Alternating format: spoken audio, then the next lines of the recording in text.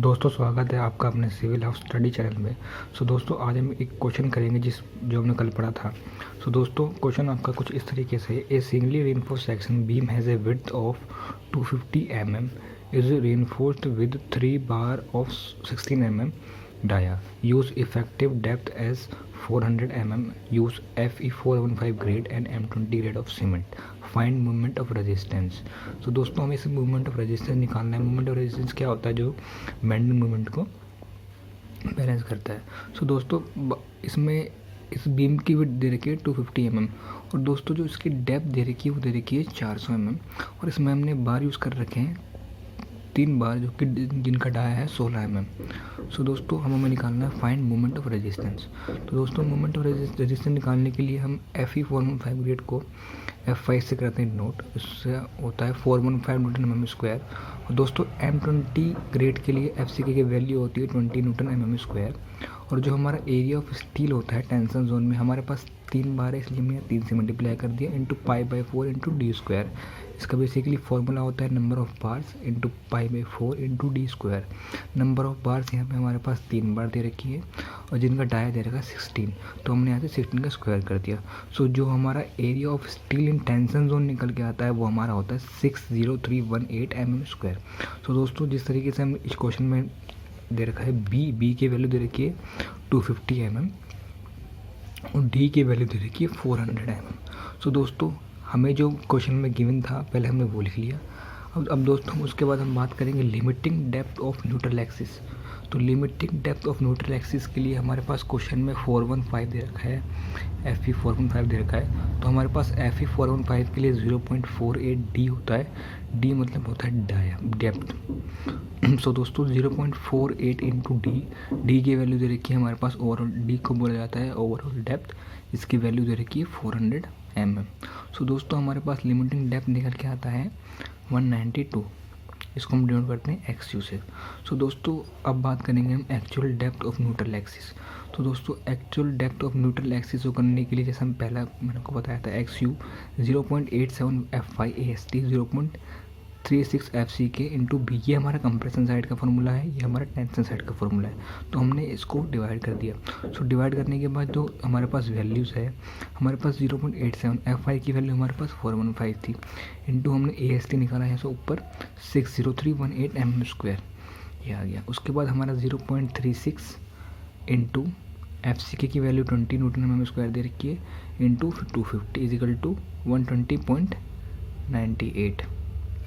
तो हमारे पास type of section आया XU smaller than XU limiting. तो हमारे पास 120 इसकी वैल्यू थी XU की और XU लिमिटिंग की वैल्यू थी 192। तो दोस्तों आगे बात करते हैं। अब हमें निकालना है मूवमेंट MU टेंशन साइड से। दोस्तों 0.87 F5 AST D minus 0.42 XU, ये हमारा कंप्रेसिव फोर्स है। ये टेंशन जोन के लिए ऐसे ही करेंगे हम, tensile force into average stress into labour arm, मतलब जितना एरिया पर लग रहा है उस पर कितना एवरेज स्ट्रेस लग रहा है इसको हम इंटू करेंगे लेबर आर्म से। हम पीछे लेबर आर्म के लिए कुछ और करते थे, यहाँ पर D माइनस 0.42 XU कर दिया। दोस्तों हमें उसके बाद वैल्यू पुट करनी पड़ेगी। वैल्यू पुट करने के लिए 0.87 F5 की वैल्यू है 415 इंटू AST हमने पीछे निकाला 603.18 D मतलब ओवरऑल डेप्थ 400 mm थी माइनस 0.42 इंटू XU की वैल्यू हमने पीछे निकाली 120.98। तो हमारे पास मोमेंट ऑफ रेजिस्टेंस निकल गया है 76.045 किलो न्यूटन पर मीटर।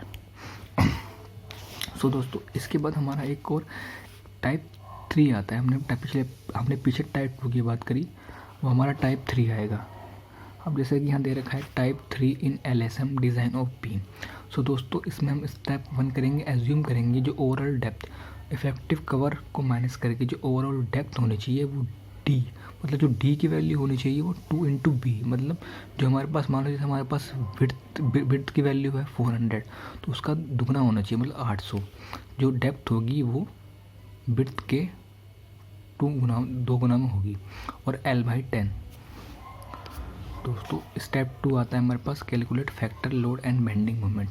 जो फैक्टर जो लोड उस पर आ रहा है और बेंडिंग मोमेंट। इफ़ W को हम बोलेंगे वर्किंग लोड। दोस्तों LSM में हम वर्किंग लोड को 1.5 से मल्टीप्लाई किया जाता है। उसके बाद नोट करके हमें ये लिखना पड़ेगा, calculate W is equal to dead load plus live load.